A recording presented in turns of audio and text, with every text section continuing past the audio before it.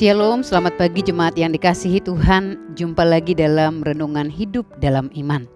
Pagi hari ini kita akan merenungkan satu bagian firman Tuhan yang terambil dari Yohanes pasalnya yang ketiga, ayatnya yang pertama hingga ayatnya yang kedua. Demikianlah firman Tuhan. Ada seorang Farisi bernama Nikodemus. Dia adalah seorang pemimpin bangsa Yahudi. Ia datang pada waktu malam kepada Yesus dan berkata, "Rabi, kami tahu bahwa engkau datang sebagai guru yang diutus Allah, sebab tidak ada seorang pun yang dapat mengadakan tanda-tanda yang engkau adakan itu jika Allah tidak menyertainya."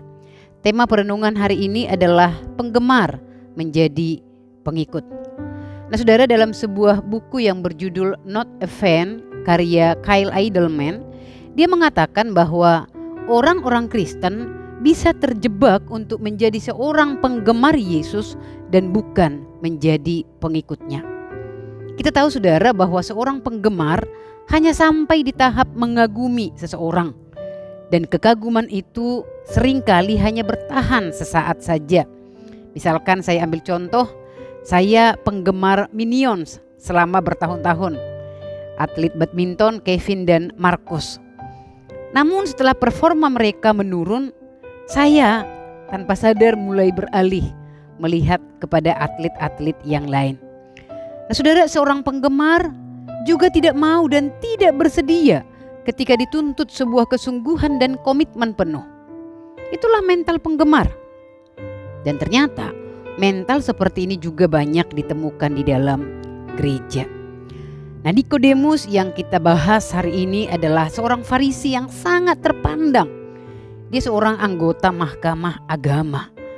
Dan dia juga termasuk sebagai seorang penggemar Yesus. Nah kenapa saudara? Ia pernah menyaksikan mujizat ataupun berbagai pernyataan Yesus yang sangat-sangat fenomenal. Dan karena kagum oleh karisma Yesus yang sangat fenomenal itu, ia pun akhirnya pergi mengunjungi Yesus seorang diri di tengah malam. Tentu kita bertanya-tanya, kenapa di tengah malam dan bukan siang hari? Karena kita tahu pada saat itu Nikodemus masih hanya sebagai seorang penggemar. Dia belum berani mengambil resiko bercakap-cakap secara pribadi dengan Yesus di siang hari. Karena apa? Dia takut digosipkan. Dia takut jadi bahan berbincangan di antara kaumnya. Bahkan bisa jadi juga dia takut jangan sampai dia kehilangan posisinya. Jika kita memperhatikan saudara, perjumpaan pribadi Nikodemus dengan Yesus di malam hari itu ternyata telah mengubahkan pengertian Nikodemus tentang kelahiran baru. Dan kita tahu bagaimana jalan keselamatan dibukakan bagi Nikodemus melalui penjelasan Yesus di ayat-ayat selanjutnya. Dan hidupnya juga sudah mulai berubah. Pada saat itu dikatakan dia mulai percaya kepada Yesus. Namun saudara, percaya saja tentu tidak cukup. Mengikut Yesus berarti benar-benar memberikan diri, dipimpin Roh Kudus dan rela berkorban bagi Kristus. Lalu saudara, di mana kita menemukan perubahan Nikodemus dari seorang penggemar menjadi seorang pengikut? Perubahan itu mulai terlihat mulai dalam Yohanes pasalnya yang ke-7. Di sana kita memperhatikan ketika para pemuka agama, orang-orang Yahudi berupaya untuk menjebak bahkan menangkap Yesus. Nikodemus hadir membela Yesus di hadapan para pemuka agama. Tentu ini satu pergumulan yang berat saudara-saudara. Karena apa? Dia seorang pemuka agama, ya.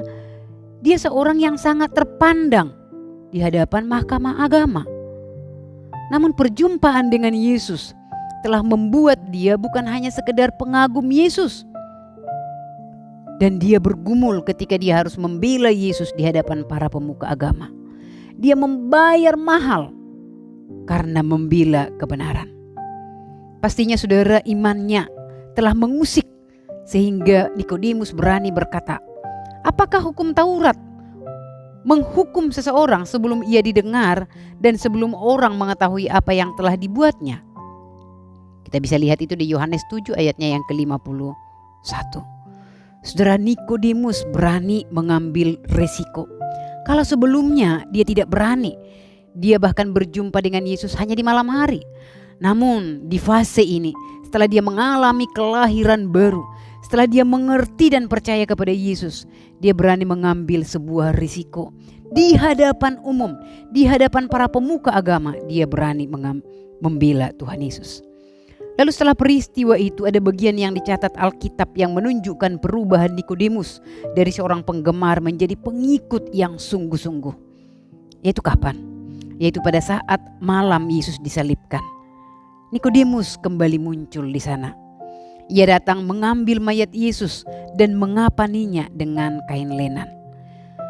Saudara, ini adalah sebuah tindakan iman dari seorang Nikodemus. Ia berani bayar harga demi Kristus. Saudara, di akhir kisah hidup daripada Nikodemus, tradisi mencatat dirinya dikucilkan karena imannya kepada Yesus Kristus. Lalu pada akhirnya ia mati sebagai martir. Bapak Ibu yang dikasihi oleh Tuhan Yesus Kristus, kisah Nikodemus menjadi satu pelajaran bagi setiap pengikut Yesus. Kalau kita berani mengklaim diri kita sebagai orang Kristen, sebagai orang percaya, janganlah kita hanya sekedar penggemar. Tapi marilah kita menjadi seorang pengikut Kristus yang sejati. Masa-masa setelah kebangkitan Yesus Kristus ini, biarlah kiranya kembali mengubahkan kita.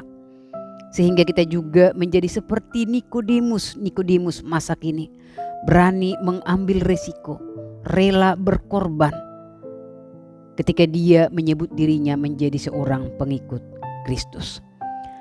Maka saudara, yang menjadi refleksi perenungan bagi kita, apakah saudara telah menjadi seorang pengikut Kristus yang sungguh-sungguh, atau hanya sekedar penggemar yang mengagumi segala kehebatan dan mujizat yang Yesus lakukan?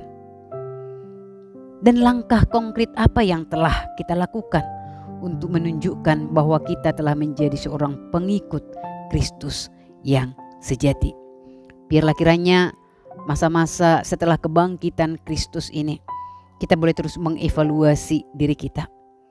Apakah kita hanya sekedar pengagum dan penggemar Yesus, ataukah kita seorang pengikut yang rela berkorban, yang siap dituntut kapan saja untuk memberi diri kita, waktu kita, tenaga kita, hati kita, dan diri kita untuk boleh melayani Dia?